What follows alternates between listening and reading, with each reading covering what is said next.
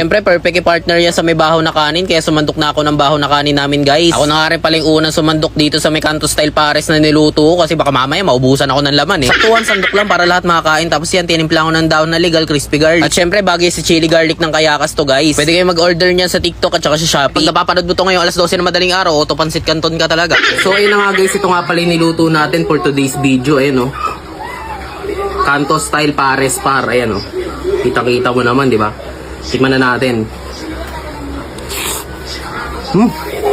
Para ka lang kumakain ng pares sa kanto.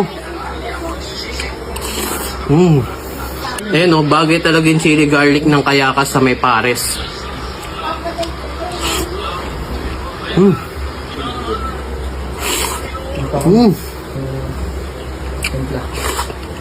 Pare, tikman nyo na. Ang lasa, pare.